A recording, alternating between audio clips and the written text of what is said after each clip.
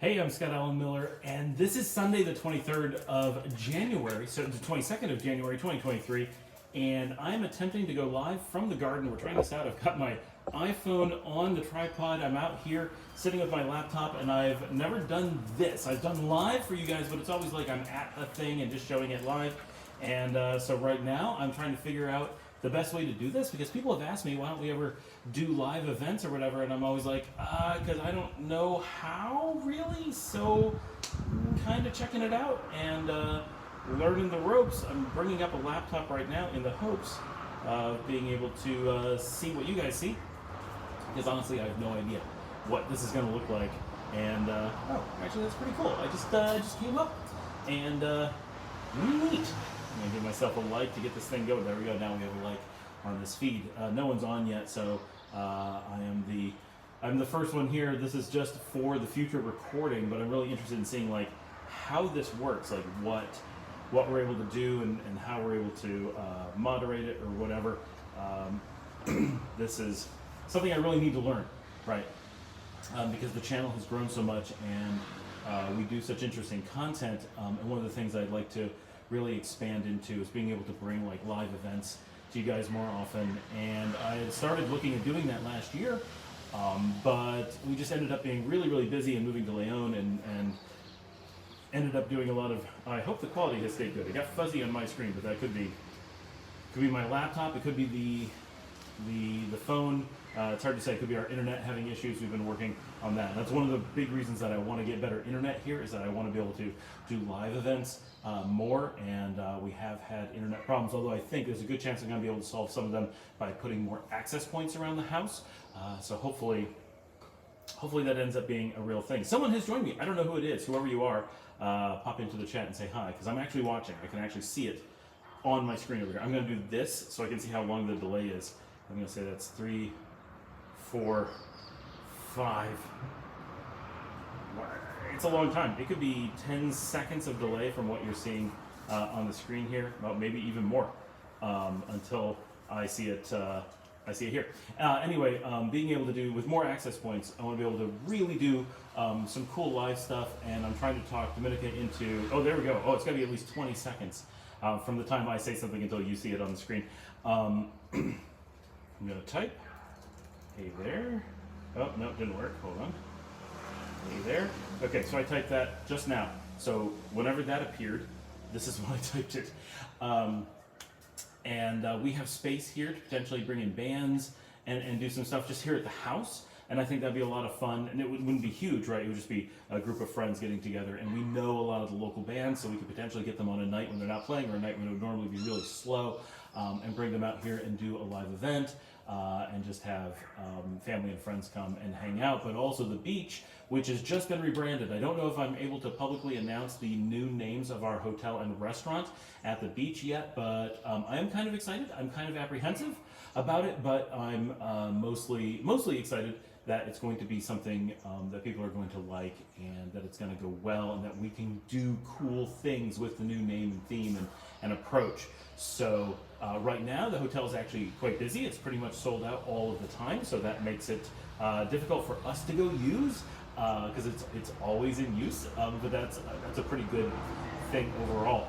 I didn't really have a topic for this live event, so if anyone is watching, this is really a Scott's afternoon conversational thing. I'm the only one here. Paul and Dominica are at the beach picking up fish and chips, because we now have beer battered fish and chips at the hotel. And if any of you are in the area and have a chance to go down there, it is currently still the Simple Beach Lodge and the Beach Bar and Grill. Head down there and try out the fish and chips. I want to know what you think. I do have to say, one, the clouds are beautiful in that direction right now. I'm kind of distracted, but I'm looking through the palm trees, and there's some beautiful gray sky up there, and it's that sunny summer here in Nicaragua. So you get a lot of really gorgeous blue skies, but for people like me, the gorgeous blue skies will wear on you, and when you get a nice overcast day, it is just wonderful. I just love having the overcast. I'm going to move this chair. So this is a quilt. I'm going to bring it in so you can all see what it is. It's a Texas-themed quilt that my mother-in-law made. So, Mom, if you're watching, there it is. But it's kind of weird having it on the kind of the corner of the show, so I'm just going to push that out of the way. I'll make that go away. We have more people watching now. Hey, everybody. So yeah, if you have any questions or anything, jump in the chat. I can see it for now. I seem to have plenty of battery on my laptop. The phone is only going to last for so long. I was kind of running it down. This really is just a test. I just see that the chair pulled into the screen. This is really a test to see how this works. I would really like to make this like a regular thing. I don't know if Sunday afternoons is a time that I can regularly do it, but so many of you are looking for a way to engage more with the show.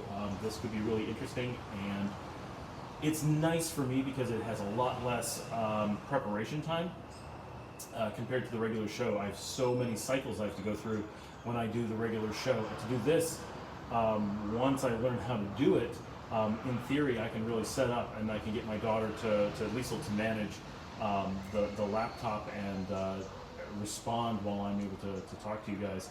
But I need to watch it and learn, because this is the first opportunity that I've had to see how I'm able to interact with you guys while I'm actually talking. Every other time I've done it, I'm holding the camera, and you see things go by, but you can't do anything on the phone. And if you even try, you'll like bounce the image all over, like it'd be terrible. So this is a learning experience for sure. So here's a trick to living in Nicaragua, because it is warm all the time. And while I've been here now for 2 years and I've gotten very used to it, even people who grew up here find certain times of the year pretty warm, right? It is a warm place. There's no getting around that. And so what I do, because you do go through more water, you also go through more salt. Be prepared. You're going to like your food saltier. That's a natural thing that's going to happen. When you live in warm climates, if you've never done it, you actually will have the taste for salt in your food increase. And you will want to eat more salt over time. You will also need to drink more water, just because you will perspire more in general. Like it's going to happen. What I do is I actually have like 4 bottles like this. This is just some like iced tea bottle that I got from the store, and I refill them with the bottled water, and I throw them in the freezer all throughout the day. And I just grab one, and I try to get them before they freeze, and just have it nice and cold, and drink that. And as soon as I'm done, I refill it, throw it in the freezer, and grab the next one, and just constantly cycle them. And having nearly frozen water, and sometimes I end up with a thing of ice and I let it sit for a little bit, but in doing that, I have this really, really cold water all the time, and that does an awful lot to cool you down. When you first get here, you're going to be like, oh, it's just so warm, none of it matters. But once you've been here for a while and it starts to get pretty comfortable, the difference between having just cold water available all the time and not can be the difference between feeling too warm and feeling very comfortable.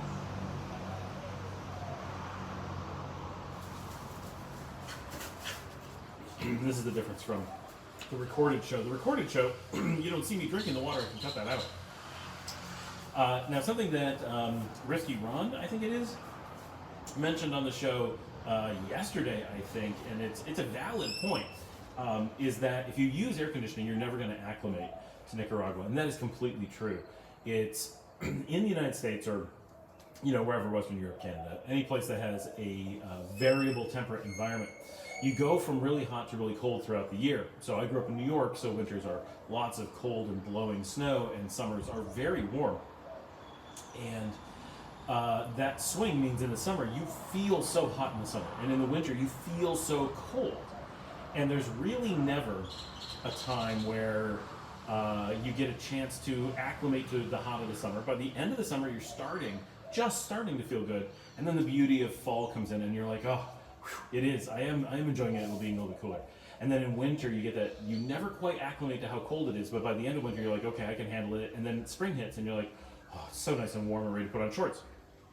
And then summer hits, and you're hot again, and you're always trying to acclimate and barely getting there before it changes again. And that means that you have to spend all of your time adjusting your environment as much as possible. Wearing really warm clothes in the winter, heating your house in the winter, wearing really light clothes in the summer, air conditioning in the summer. You basically have no choice. The human body cannot acclimate fast enough to do anything else. No matter how long you live there, no matter how much you live without air conditioning or whatever, it won't speed up your acclimation. Your acclimation will never happen. Here in Nicaragua, where the weather is essentially even all year round, And technically, for those who haven't paid attention, the rainy season that we call winter is actually warmer than the summer. It just has the rain, which makes it feel cooler. So it's surprisingly temperate and even here, because when it's hotter it rains and when it's cooler it's dry. It makes it feel that much closer to just the same temperature all year round. And here, because of that, you don't need to change clothing. You can wear, the only thing that makes you need to change is whether or not you're going to have something to keep you dry or not. And other than that, you are able to have a single wardrobe and wear it every given day, right? There is no white before Labor Day or whatever, no white after Labor Day, and there's no need for a boot season and a sandal season, and it just isn't like that. You have one set of clothes, you can wear them all 365 days of the year, and they will be the same temperature on you every day of the year. And if you acclimate to the one temperature that Nicaragua has, you've acclimated. And you don't need 2 months to do it like in the US. Like New York, you get 2 months. If you haven't acclimated to summer by 2 months, summer's over, and you're on to the next thing. And here, you have an indefinite amount of time. If it takes you 2 months, or 6 months, or a year to acclimate, it doesn't matter. Well, it does, but it doesn't matter much, because at the end, you're gonna have acclimated. And then you're good.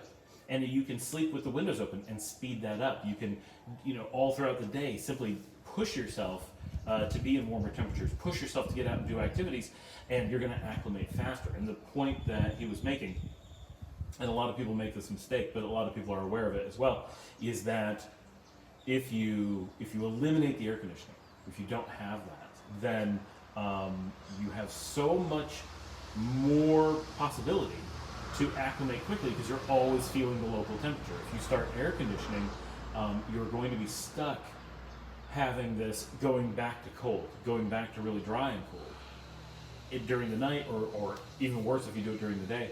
And then when you go to switch back in the morning, or just leaving the room or whatever, you can really lose out. And it looks like we froze. I'm going to check the camera, see what the situation is. Oh, it went to a low battery warning. Let's see what happens. And now it came back. I don't know if it temporarily froze or what. I don't know if it's we'll see. I really, really dislike low battery warnings on phones because they cause problems when you can't see them. Because I had no idea that something was wrong. And if I was seeing it, then I should have seen the battery, and I knew it was low. I don't need something to get in the screen in my way, and I can't figure out why I can't turn it off. If anyone knows how to turn off the low battery warning on an iPhone, let me know, because to me it is a user interface bug, a significant one, because I already know what the status of the battery is. It is not giving me information I didn't have, and it's modal and breaks things like this. And that makes it a far less useful device, and it violates very fundamental user interface design, which is a common complaint I have with Apple. I have a lot of Apple products. I'm looking at this on my MacBook Air, and I have my Mac Mini desktop, and I'm on my iPhone. I have my Apple Watch. I'm not an Apple fanboy by any way, shape, or form. I have a lot of downsides to them, but I use them because of you guys. With Final Cut Pro, that is the thing that I use, and I'm working on the M1 processor, or the M1 and the M2 processors everywhere. And once you're in that ecosystem, there are benefits to staying in the ecosystem, but I really am an Ubuntu user by choice whenever possible, and wish that was what I had for most things. I really like AMD Ryzen processors and Ubuntu from a user experience standpoint, and if they put Final Cut Pro on that, I would probably go back. But I am very much happy with the M processor family, and several of the aspects of the Macs I've been happy with, but user interface is not one of them. It certainly lags Ubuntu dramatically and has some pretty major flaws. The biggest ones being the lack of ability to fix major flaws, whereas on Ubuntu, if they had the same problems, I would just disable whatever that is, and it would go away. But on Mac, it's a permanent bug that they deem they care more about keeping the bug in than fixing it. I don't know. I'm also testing out. I don't know why it took me so long. I've been back for 3 weeks. I'm starting to use the Falcam clips everywhere. This is the first today. I've been doing a bit. I've got the new tripod out and putting it to use, and I've got the Falcam quick release clips on the new tripod that I'm using. And so I've been switching cameras today and filming a couple different things, and I did the garden filming this morning, which you will see in a few days. It's weird. The live show is, of course, coming out live, and normally I have a 7-day delay, so you're seeing this a full week before you will see a video that I shot this morning. That's weird, and like in my head, it's like, okay, so I shot a garden show today. Oh, you're going to see that in a week, or in 6 days, I think. It's confusing. We have 6 people watching now. I just want to say, hey, to everybody, 6 people watching, but nobody commenting. Is there some reason you can't comment? I think it lets you. Does it not? We're going to see. Hello, everyone. Oh, that was completely mistyped. Everyone. Are you all on phones? Are you on desktops? What's going on? It's Sunday afternoon. It's probably a football game in the U.S., I'm guessing. And it is 4:30 here, Central Time, so it makes it 5:30 on the East Coast. 2:30 on the Pacific Coast. Probably an awkward time for people to be watching, so thank you very much for now there's even more people that have come out and are taking the time to watch this incredibly rambling live show. I was really hoping that you guys would have like questions or comments or something that I could work with on the show. I had no plans for this. I'm really just lost. I also don't know that you can hear me. I have no way to test the audio or anything, and I don't know if the video is coming through like clear or not, because on my end it's pretty blurry. I think it often does it blurry live and then uploads the higher quality later. I'm not really sure. And we are heading out in just a little while, and that's one of the reasons why I'm running down the battery on the phone right now. Is Alan and Anna are joining us. It is Anna's birthday today, which is fairly easy for me to remember because we're born the same year. So. And thankfully to my vlog, I can go back and look up anyone's birthday because it'll say it somewhere in the vlog, and it can be like, when is their birthday? And you just look up on the show and be like, okay, I posted it on January 22nd, so you can remember. That's a handy trick for those who know the same people that I do. Still, no one has posted. There's a chat. Everyone over on the side. I think I got the right direction. I totally did. Yes, over there. There's a chat if you're on a desktop, and pop in and say hi. I know you're watching. I see you on the screen. So it's been, we're loving the garden here. It is absolutely fantastic. And this is hard to describe just how much cooler it is here than in the city. And I walked from the old house to this one the other day, which you guys should have seen already on the video. And it was a pleasant walk. But the heat of the city and the heat of the style house that we had compared to this one is so dramatically different. And this one is, of course, much more open. It's a colonial style, but it's new-ish, and 50 years. And we have this expansive garden that is really designed to give a lot of shade to the house and not to block the wind. So we have a lot of airflow, and we open up the house like crazy. So every bit of it is open, so the air just moves through the house. And it's the combination of being out with the trees around us and not having all the concrete around and the air moving through the house really makes it feel at least 10 degrees cooler than the city house. And it's probably not quite that much cooler, but it's a lot. It's a very, very noticeable amount. And it's much quieter out here. If we were in the city, I would not be able to do this live show at all, because it would be so loud and unpredictable. Because I would start talking, and then there would suddenly be church bells, and that would go on for 5 minutes. I don't know if you guys remember, 5 minutes every time they rang the church bell. So we would just be like, okay, we got to come back, right? And they would start fireworks, and the fireworks would go on for an unpredictable 10 seconds, 10 minutes. You didn't know, and dogs would be barking really close. We do get that here, but not as dramatic. It's been so good being out here at the garden house. We will most likely be staying here for a while. It's just it's such a good fit, and such, I don't know how to put it, but it's so a part of Nicaraguan living that's so Nicaraguan while being exactly what no one thinks of as Nicaragua. When as an expat, when you're coming to Nicaragua, it's very hard not to think of the cities and the beaches, and then any tourist attractions. We don't live in those. Those two, the cities and the beaches, are where you live. And when you talk to people, of course, everyone's like, well, what about Rivas? What about Managua? What about Leon? And we see the world in a city perspective, or the beaches, right? What about San Juan del Sur? What about Popoyo? What about Gigante?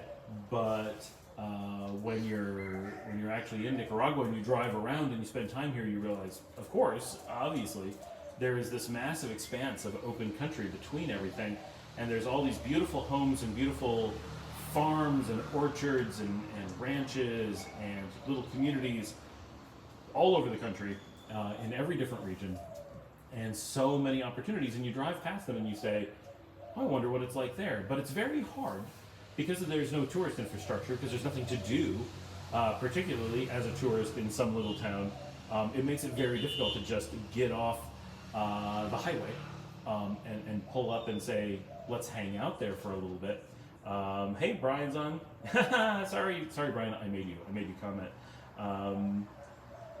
Oh, nice. So Randall's here from Texas. Brian's here from Texas. Are you guys hanging out together? Are you watching the show in the same place? Harry's here.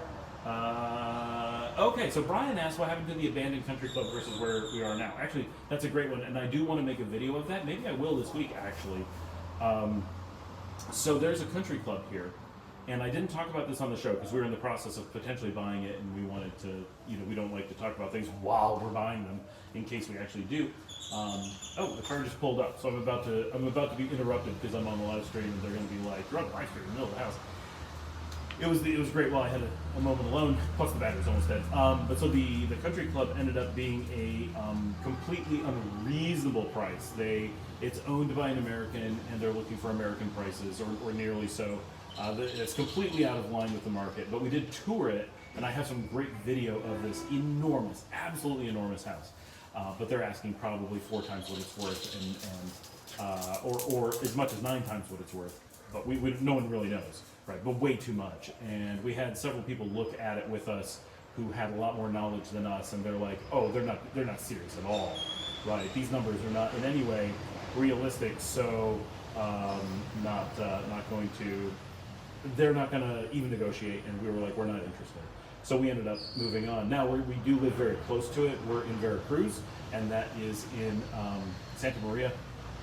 So it's probably about a 30-minute walk, a little bit less up the road, but very close. Very similar areas for sure. Hey to Pine Rocks in London. That's so cool. And sorry, Edgar. I'm not sure why you can't hear me. I'm a little bit quiet, I guess. I am on the iPhone. It doesn't have the best audio. It's not terrible, but it's not the best. At some point, if we get this down to like a science, I'm going to use the microphones and have like the GoPros, and I have a panel that lets me switch between them and like have good audio and stuff, and send this to multiple places like Facebook or whatever. I don't have Facebook, but in theory, you can send it multiple places. And we'll give that a try. So this is like I said at the beginning, for those who didn't see it, this is very much a test to see how this works, and see how well it streams, and if you can hear it, and if people are interested, and if it's popular, and how the messaging works and everything. So I'm going to say goodbye at this point because people are back and are looking to use the garden as well as me. But the battery is almost dead, and I've got to charge up. So thanks for joining me, everyone. And I did post some shorts today and the regular video, so go check out there. Thanks for joining me. I really appreciate it, and I will see everyone on the morning.